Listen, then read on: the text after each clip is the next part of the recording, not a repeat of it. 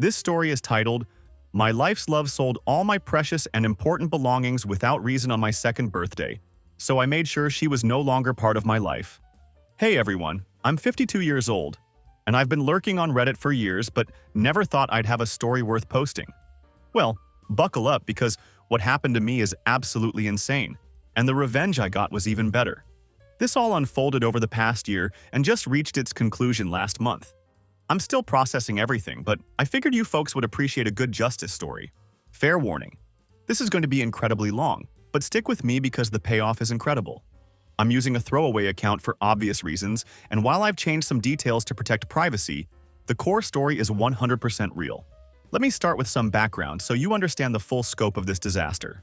I'm 52 years old and have been working in industrial manufacturing my entire adult life. I started when I was 19 as a general laborer making minimum wage, busting my ass carrying materials and operating heavy machinery.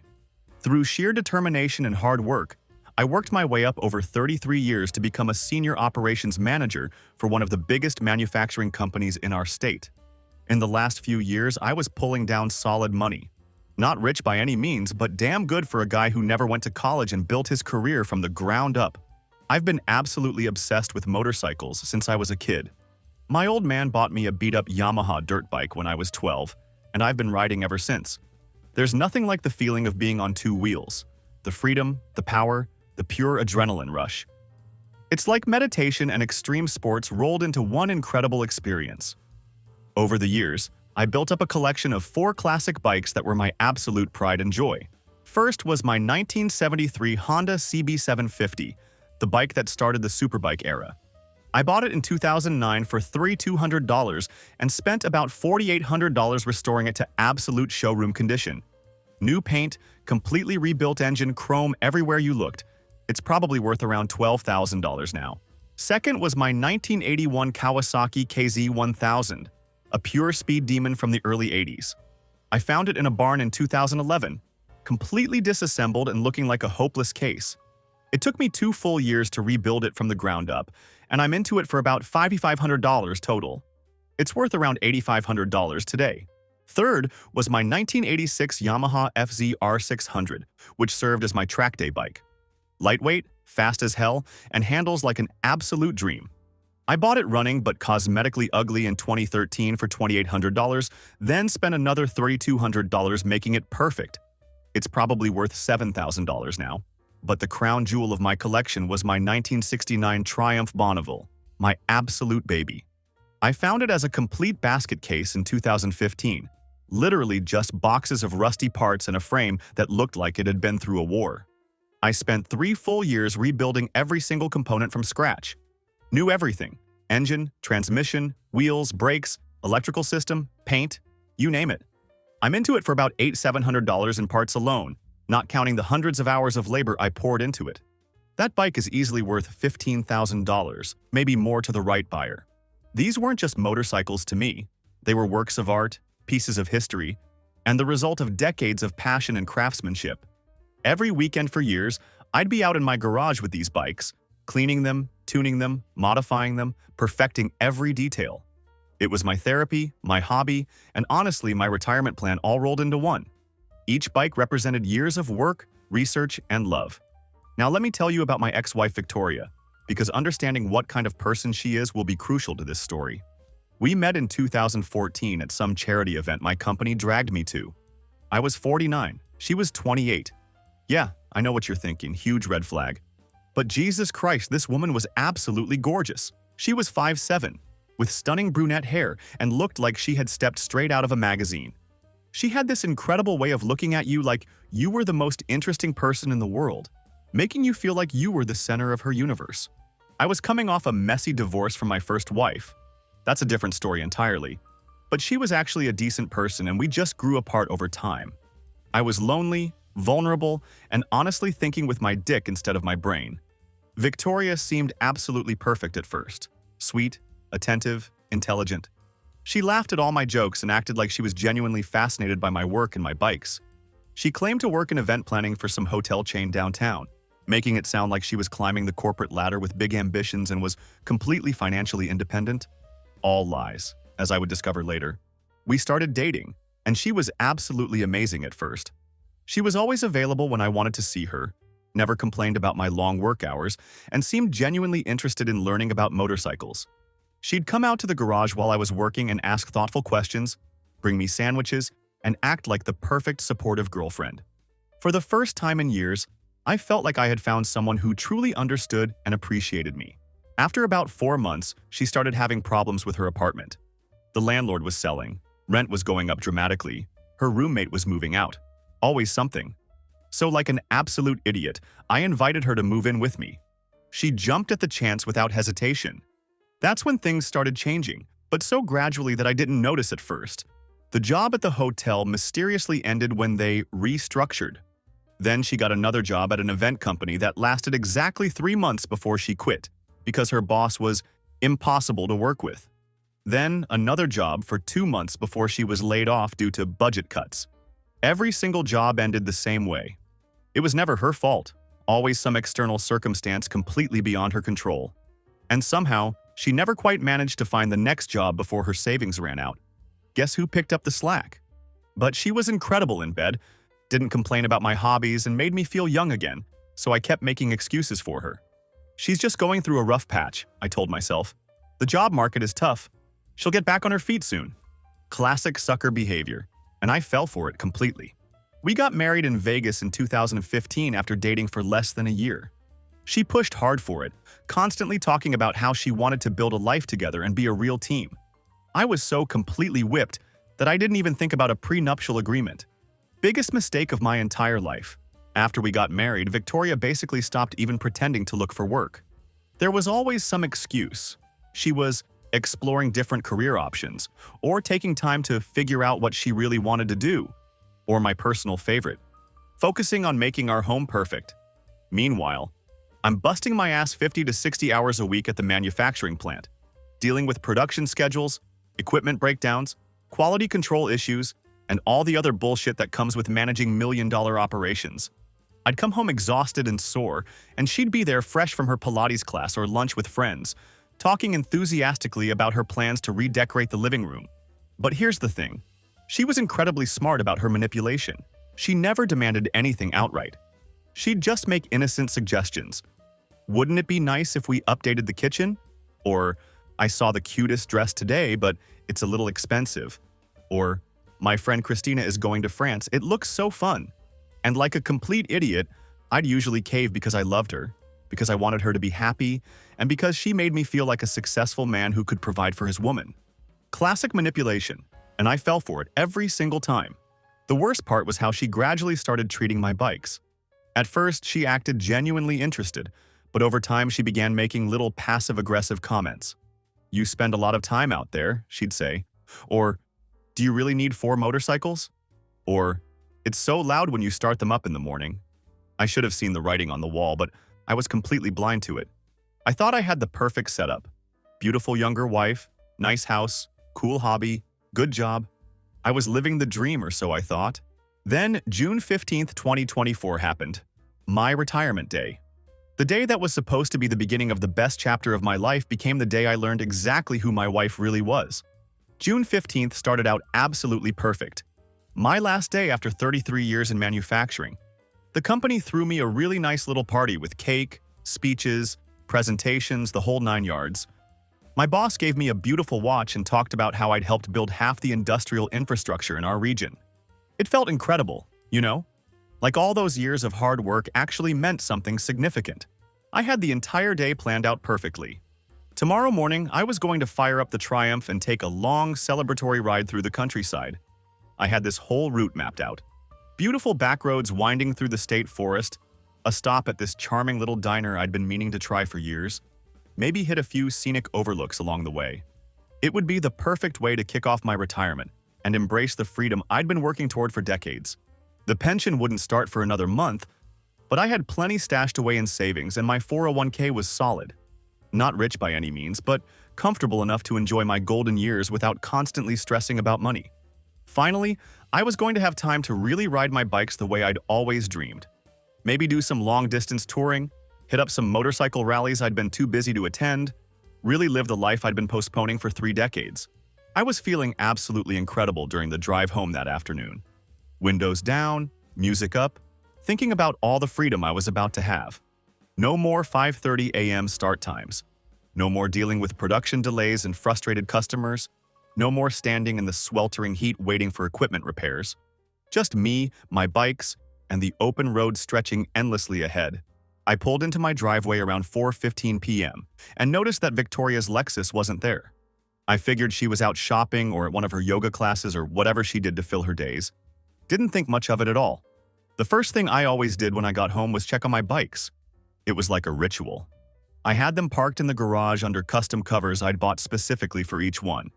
Kept them clean and meticulously maintained even when I couldn't ride them much due to work demands. They were like 4 beautiful pieces of art sitting there patiently waiting for me. I hit the garage door opener and walked in, already smiling as I thought about tomorrow's celebratory ride. Then my brain just completely stopped working for a second. The garage was empty.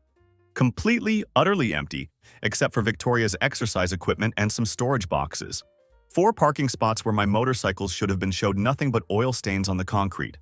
My tools were still there, my workbench was untouched. All my spare parts and maintenance supplies were exactly where I'd left them. But the bikes were gone. I literally thought I was losing my mind. I started walking around the garage like maybe 4 motorcycles could somehow be hiding behind a storage cabinet. I checked the side yard thinking maybe someone had moved them for some reason. Nothing. Then the panic hit me like a freight train. Someone had broken in and stolen them. Had to be. These were classic bikes worth serious money. Exactly the kind of thing professional thieves target when they know what they're looking for. I was about to call 911 when I heard Victoria's car pulling up the driveway. She comes walking in through the garage carrying multiple shopping bags from Nordstrom, Macy's, and some expensive makeup store, humming cheerfully like she didn't have a care in the world.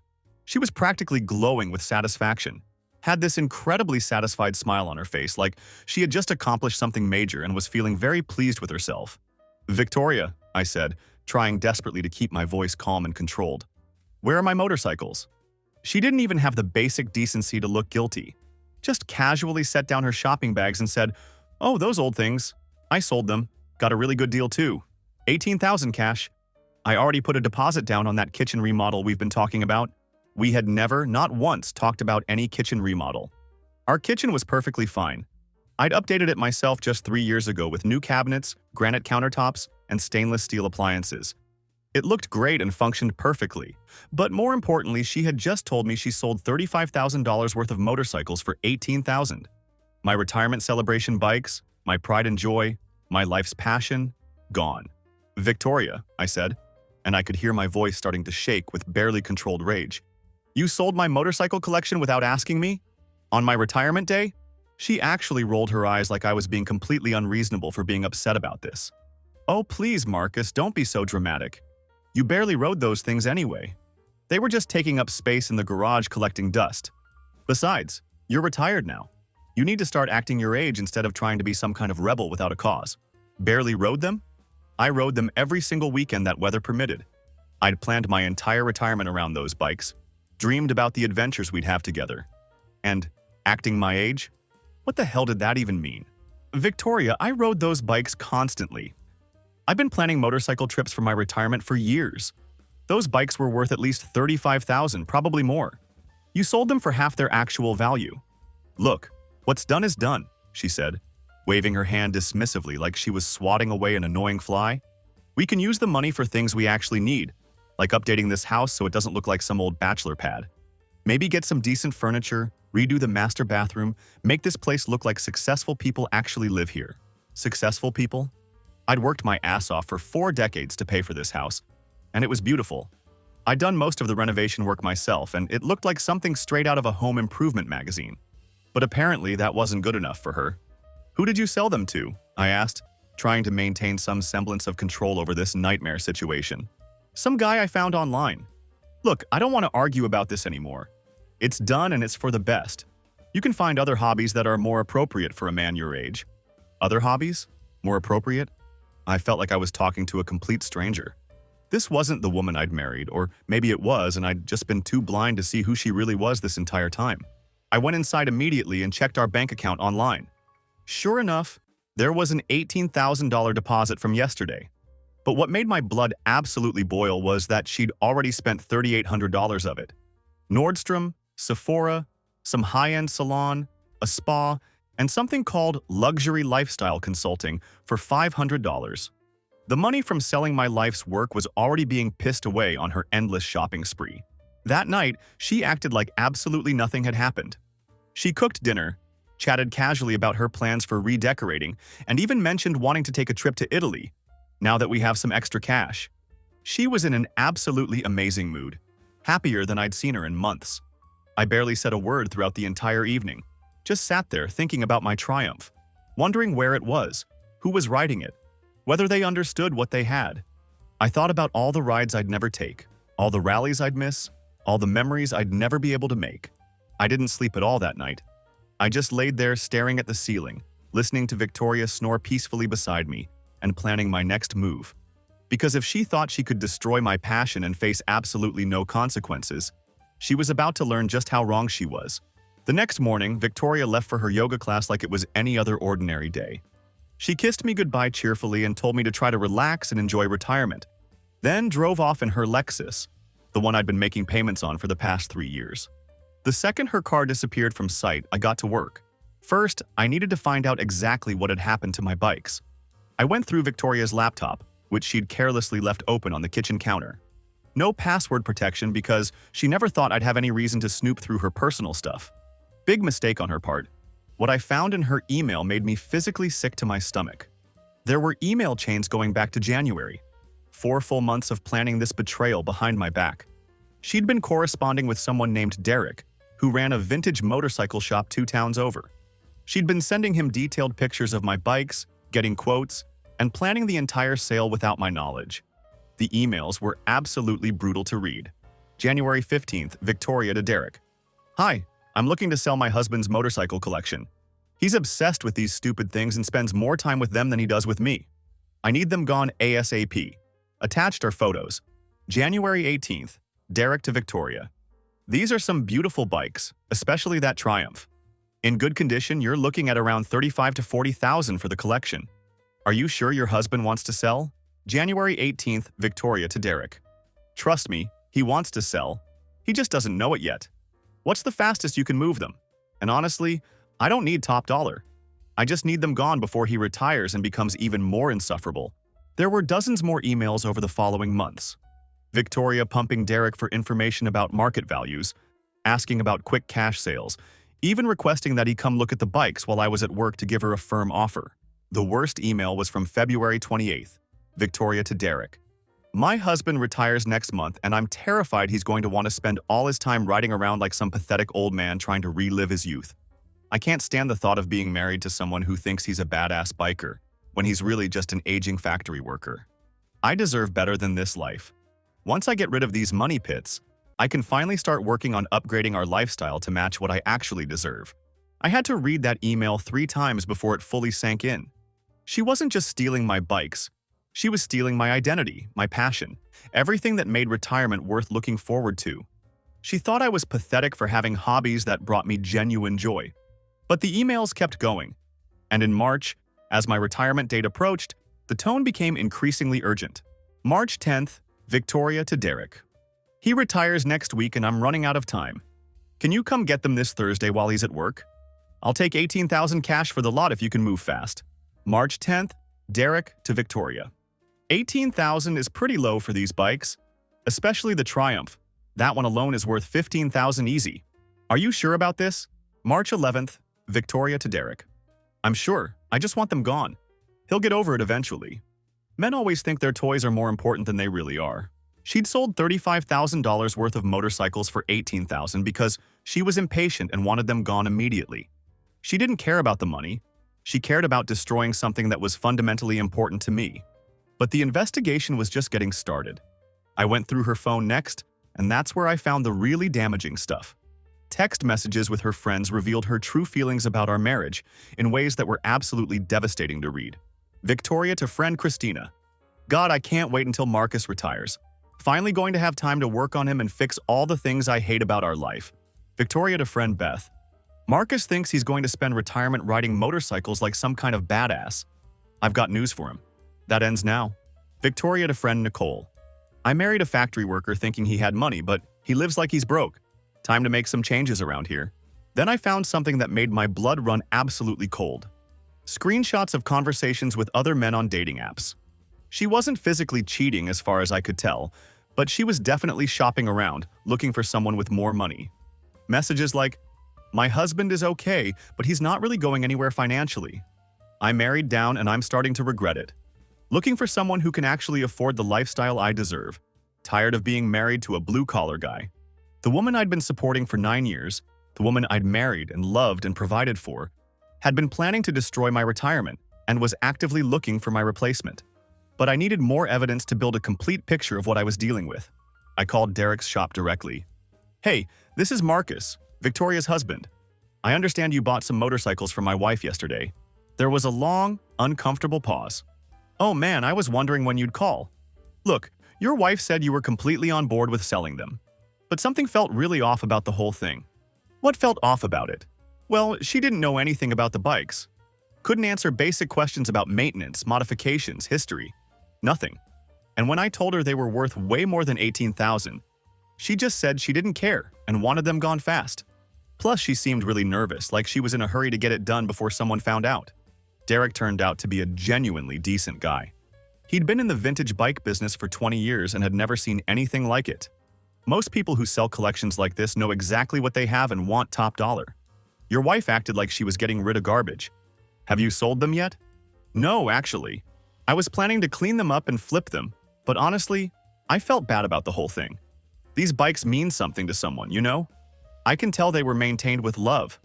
That's when I knew I had a real chance to get them back. But first, I needed to understand the full scope of what Victoria had done to me over the years. I spent the next week doing a deep dive into our finances, and what I found was a systematic pattern of financial abuse that had been going on for our entire marriage. Over the next week, while Victoria went about her normal routine of yoga classes and lunch dates, I systematically documented 9 years of financial manipulation and abuse. The evidence was absolutely overwhelming once I started looking for it with clear eyes. Employment history, or complete lack thereof. From 2015 to 2016, she worked as an event coordinator at a hotel chain, but the company restructured after 4 months. She collected unemployment for 6 months without seriously looking for work. In 2016, she got a job as a marketing assistant at a local business but quit after 2 months, claiming her boss was sexist. In 2017, she worked as an event planner at a conference center but was fired after 6 weeks for attendance issues. From 2017 to 2018, she was unemployed for 8 months, claiming she was starting her own business that never materialized. In 2018, she took a part-time retail job but quit after 3 months because the hours were inconvenient. From 2019 to 2024, she did sporadic consulting work that never seemed to pay anything substantial. In 9 years of marriage, Victoria had worked a total of maybe 18 months and contributed approximately $8,000 to our household. Meanwhile, I'd earned over $750,000 and paid for literally everything. The spending patterns were even more revealing. Going through credit card statements and bank records revealed a clear pattern of financial abuse. She averaged $2,800 per month on personal shopping, clothes, makeup, salon treatments, $850 per month on gym, yoga, and wellness memberships, $1,200 per month on dining out and entertainment, always at expensive places, $500 a month on various subscriptions, premium everything, streaming services, beauty boxes, lifestyle coaching, $3,000 to $5,000 every few months on seasonal wardrobe updates. Meanwhile, whenever I wanted to buy something for myself, tools, bike parts, work equipment, she'd make pointed comments about being more careful with money and setting a budget. The control tactics became crystal clear once I analyzed our relationship objectively. She had gradually taken over bill paying and budget management, claiming she was better with details. This gave her complete visibility into our finances while keeping me in the dark about her spending. Whenever I questioned expenses, she'd turn it around. "I thought you wanted me to be happy. Don't you think I deserve nice things? You make good money. Why are you being so cheap?" She always had a plan to contribute more once I find the right opportunity, or after I finish this certification, or when my business takes off. The future contributions never materialized. Meanwhile, she gradually attacked my interests and hobbies. It started subtle. You spend a lot of time in the garage, and escalated to direct criticism of my immaturity and inappropriate interests. She had positioned herself as the responsible one to our friends, talking about how she had to manage my spending and keep me grounded. Meanwhile, I was driving a 2018 Ford F-150 that I'd bought used and planned to keep for another decade. My luxury purchases were motorcycle parts and tools for my shop. The retirement sabotage wasn't impulsive at all. It was the culmination of a carefully orchestrated long-term plan to reshape my retirement around her vision instead of mine.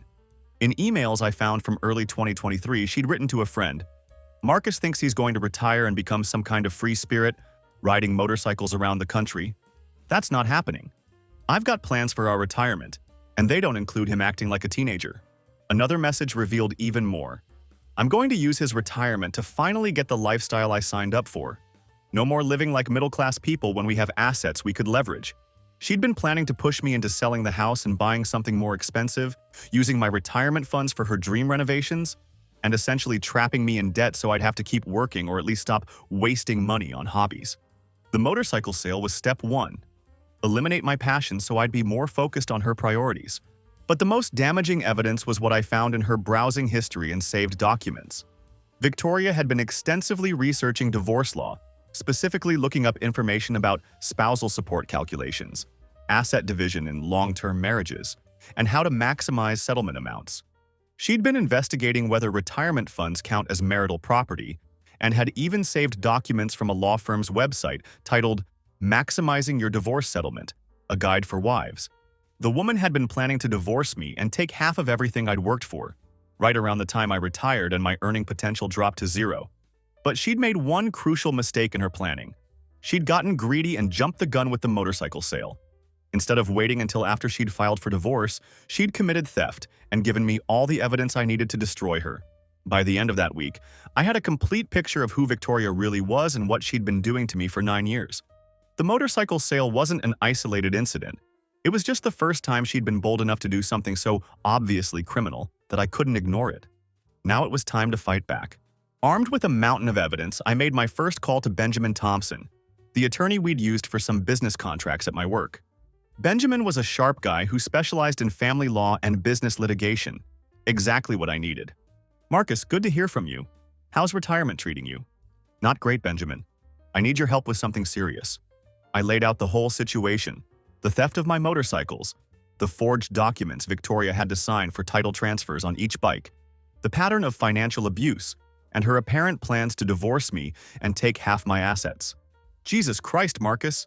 Your wife sold property worth $35,000 for $18,000 without your consent and forged your signature on the title transfers? That's theft, forgery, and fraud. And that's just the beginning." I sent him everything I'd compiled, the emails, text messages, financial records, browsing history, all of it. Benjamin called me back 2 hours later. "Marcus, this is one of the most clear-cut cases of spousal theft and financial abuse I've ever seen. We've got her dead to rights on multiple felonies, and the evidence of her planning to defraud you in a divorce is just, wow. What are my options?" "Several. We can pursue criminal charges for theft, forgery, and fraud. We can file an emergency motion to freeze all marital assets. We can sue for recovery of the motorcycles or their full value. And honestly, with this evidence, if she tries to divorce you, she'll be lucky to get anything at all." The plan we developed was surgical and methodical. Phase 1. Recover the motorcycles immediately before Derek sold them. Phase 2. Confront Victoria with the evidence and gauge her response. Phase 3. Initiate asset protection and separation. Phase 4.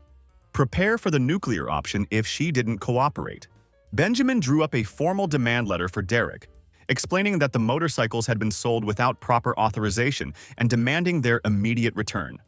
The letter made it crystal clear that Derek could either return the bikes voluntarily or face charges for receiving stolen property. I drove to Derek's shop that afternoon with the letter and copies of all the forged title transfers. Derek took one look at the evidence and shook his head sympathetically. "Man, I feel terrible about this. I knew something was off when she couldn't answer basic questions about the bikes. Look, I haven't sold them yet, and I can tell these meant a lot to you. Let's work something out." Derek was actually more decent than he had to be. Since he'd paid $18,000 for the bikes, legally he was entitled to get his money back before returning them. but he could see how much they meant to me and made me a fair deal. Pay me back the $18,000 and they're yours. I'll eat the time and effort I put into evaluating them. I've been riding for 30 years. I know what it's like to lose a bike you love. The problem was that Victoria had already blown through $8,000 of the money. But I had a plan for that too. I called Victoria while I was standing in Derek's shop, looking at my babies. Hey babe, I need to ask you something about the motorcycle money. What about it? She sounded immediately defensive. Well, I was thinking maybe we should put most of it into our savings account instead of spending it right away. You know, be responsible about retirement planning. I already told you we're using it for the kitchen renovation. I've already put down deposits. How much have you spent so far? That's not really your concern. I'm managing our finances now. Perfect. She just admitted to spending money that wasn't hers without authorization, and I had it recorded on my phone. Victoria, I need you to understand something. Those motorcycles weren't marital property. They were my separate property that I owned before we got married. You had no legal right to sell them. Long pause. What are you talking about? We're married. What's yours is mine. No, Victoria, that's not how it works.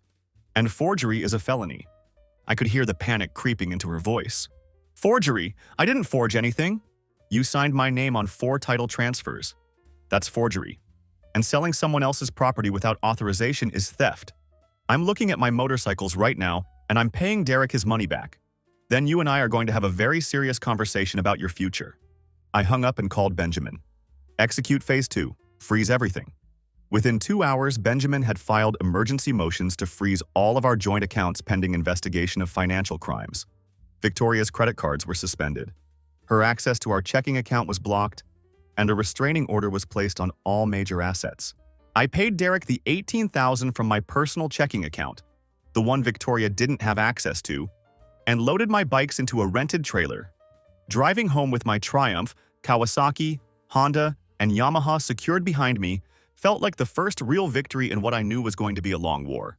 Victoria was waiting in the driveway when I pulled up, and she was absolutely furious. What the hell did you do? My credit cards aren't working. The bank says our accounts are frozen. I protected myself from further theft. We need to talk. I parked the trailer in our driveway and started unloading my motorcycles one by one. Victoria stood there watching, her face cycling through confusion, anger, and what looked like the first hint of real fear I'd ever seen from her. You can't just freeze our accounts, she screamed. That's my money too. Actually, it's not. Most of that money came from my income, and you stole $18,000 of it by selling property that belonged to me. The courts tend to frown on that. I wheeled the Triumph into the garage, then came back for the Kawasaki. Victoria followed me around like an angry puppy, continuing to yell about her rights and how I was being unreasonable. Victoria, we need to have a serious conversation inside, now. I led her to the kitchen table where I had printouts of everything waiting. The emails, the text messages, the financial records, all of it organized in neat little piles like a prosecutor's case file. Her face went completely white when she saw it all laid out. You went through my private communications.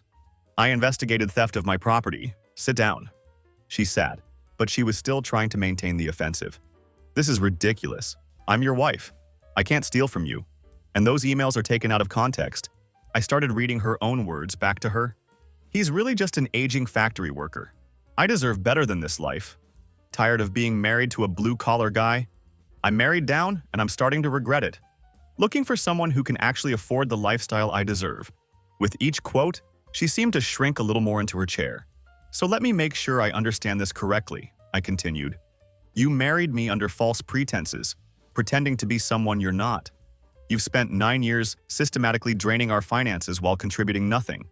You've been emotionally cheating by shopping for my replacement. And then you decided to steal my most prized possessions and sell them for half their value to fund your shopping addiction. Then you plan to divorce me and take half of everything I've worked for my entire life. Did I miss anything? She was crying now, but they looked like tears of rage and frustration, not remorse. Fine. You want the truth? Yes, I'm disappointed in how our marriage turned out. I thought I was marrying someone successful, someone who could give me the life I wanted. Instead, I got stuck with some blue-collar worker who plays with motorcycles like a teenager. There it was. The mask finally came off completely. I've wasted 9 years of my life waiting for you to become someone worth being married to. Do you have any idea what it's like being introduced as the wife of a factory worker? My friends' husbands are doctors, lawyers, executives. What am I supposed to say when they ask what you do? You could say I'm a skilled professional who's worked his way up from nothing and built a good life for us. She actually laughed. Actually laughed. A good life? Marcus, look around. This house is nice, but it's not impressive. Your truck is practical, but it's not luxury. We go on vacation once a year to some cabin in the mountains instead of Europe or the Caribbean. I'm 34 years old and I'm living like I'm married to a middle manager. So you decided to steal from me to upgrade your lifestyle? I decided to make some adult decisions about our future since you clearly weren't going to. Those motorcycles were a waste of money and space. The $18,000 I got for them is going toward things that actually matter, making this house look like successful people live here. What about the $8,000 you already spent on yourself? Her face flushed red. I deserve those things. Do you have any idea how hard it is being married to someone who doesn't understand that appearances matter? I have to work twice as hard just to look like I belong in the same social circles as my friends. That's when I realized I wasn't dealing with someone who'd made a mistake or had a moment of poor judgment. I was dealing with a sociopath who genuinely believed she was entitled to steal from me because she didn't think I was good enough for her. Here's what's going to happen, Victoria. You're going to pack a bag and leave this house tonight. You can stay wherever you want, but you're not staying here. You can't kick me out. This is my house too. Actually, it's not. The deed is in my name only because I bought it before we got married. And you've never contributed a penny toward the mortgage, taxes, or maintenance. That's not legal. I have rights. You have the right to remain silent because anything you say can and will be used against you in divorce court. Benjamin has already filed the paperwork. You'll be served tomorrow. She stared at me like I'd grown a second head. You're divorcing me over some stupid motorcycles? No, Victoria. I'm divorcing you because you're a thief, a liar, and a fraud who's been using me for 9 years. The motorcycles were just the wake-up call I needed. This is insane. We can work through this. We can go to counseling. The time for working through things was before you committed felonies against me. Pack your shit and get out. She tried every manipulation tactic in the book. Tears, anger, threats, promises to change, attempts at seduction, claims that I was having a mental breakdown. None of it worked because I finally saw her for what she really was. 2 hours later, she was loading suitcases into her Lexus while screaming about how she was going to take me for everything I'm worth in the divorce. I watched her drive away from the window of my garage, surrounded by my 4 beautiful motorcycles, and felt a sense of peace I hadn't experienced in years. And I felt a sense of peace I hadn't experienced in years. But this story is far from over, because what happened next proved that Victoria was even more vindictive and stupid than I had originally thought. The divorce proceedings were about to get very interesting, and my revenge was just getting started. Over the next few weeks, Victoria tried everything imaginable to get back into my good graces. First came the apologetic phone calls, claiming she had made a terrible mistake and wanted to work things out. When I didn't respond to those, she escalated to showing up at my house unannounced, begging me to reconsider and give our marriage another chance. I had security cameras installed after the first incident and documented every single violation of the restraining order. Then, she tried a completely different approach. She started spreading lies to our mutual friends, claiming I was having a midlife crisis and that she was the victim of an abusive husband who was trying to steal everything from her.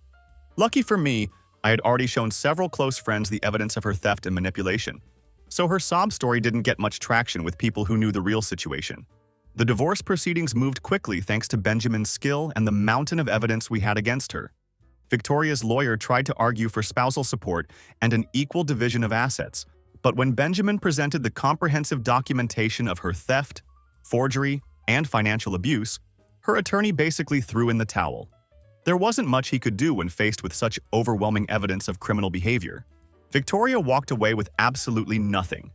No spousal support, no house, no savings. Just her car, which was still being financed, and whatever personal belongings she could carry. The prenuptial agreement I should have insisted on originally wouldn't have been nearly as effective as her own criminal behavior in protecting my assets. But here's where it gets really good. Remember how Victoria had been researching divorce law and planning to take me for everything I was worth?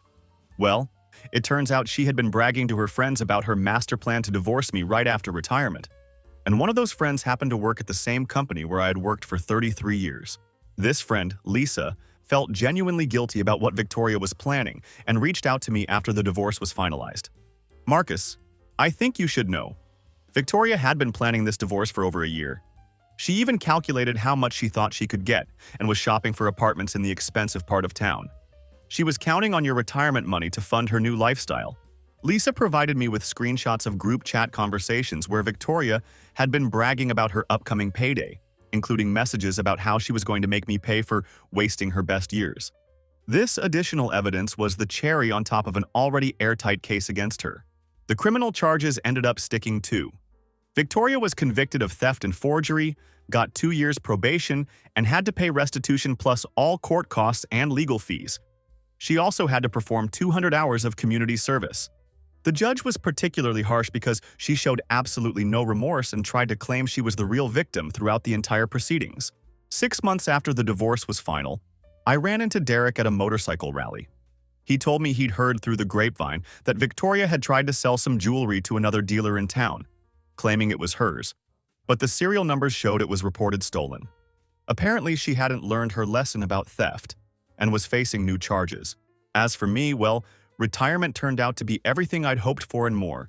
Without Victoria draining my finances and energy, I was able to truly enjoy my golden years. I took that cross-country motorcycle trip I'd been planning for years, hit up rallies in Sturgis, Daytona, and Laconia, made new friends who shared my passion for riding, and finally felt like I was living life completely on my own terms. I even started dating again after about a year. I met a wonderful woman named Patricia at a bike rally. She's 48, owns her own small business, and rides a beautiful Harley-Davidson Sportster. The difference between her and Victoria is like night and day. Patricia is financially independent, emotionally mature, and genuinely interested in the things that make me happy. She thinks my bike collection is amazing, and often suggests rides and rallies we should attend together. We've been together for 8 months now, and I'm happier than I've been in decades. Sometimes I actually feel grateful to Victoria for showing her true colors when she did. If she had waited until after we were divorced to reveal what a horrible person she was, I might have spent my entire retirement being manipulated and financially abused. The house is peaceful now. My garage is my sanctuary again, and I wake up every morning excited about the possibilities the day might bring. Whether it's a long ride through the countryside, working on one of my bikes, or just sitting on the porch with Patricia watching the sunset, every day feels like a gift. Looking back, I realize Victoria actually did me a favor by stealing my motorcycles. She forced me to open my eyes and see what our marriage really was, a completely one-sided arrangement where I provided everything and she contributed nothing but drama and financial drain. The money I'm saving by not supporting her lifestyle has allowed me to upgrade my bike collection. I recently bought a 1970 BSA Lightning that I'm restoring from the ground up, and I'm considering adding a modern sport touring bike for longer distance adventures. My advice to anyone in a similar situation: don't ignore the red flags. Don't make excuses for someone who doesn't respect you, and always trust your gut when something feels wrong. I wasted 9 years of my life supporting someone who saw me as nothing more than a meal ticket and a stepping stone to the lifestyle she felt entitled to. But I got my revenge in the most satisfying way possible, by simply documenting her crimes and letting the legal system do its job. Sometimes the best revenge is just living well and being happy while your enemies face the consequences of their own terrible choices. Victoria is now in her late 30s with a criminal record and no marketable skills, living in a studio apartment and working retail to make ends meet. Meanwhile, I'm living my best life, surrounded by people who actually care about me and pursuing the hobbies that bring me genuine joy. The moral of this story is that actions have consequences, and karma is real. It might take time, but eventually, people who use and abuse others get exactly what they deserve. Victoria thought she was so smart, playing the long game and planning her exit strategy, but she got greedy and impatient, and it cost her everything. Thanks for reading this incredibly long post. I hope you enjoyed the justice as much as I did. Now, if you'll excuse me, I have a date with my Triumph and 200 miles of twisty mountain roads.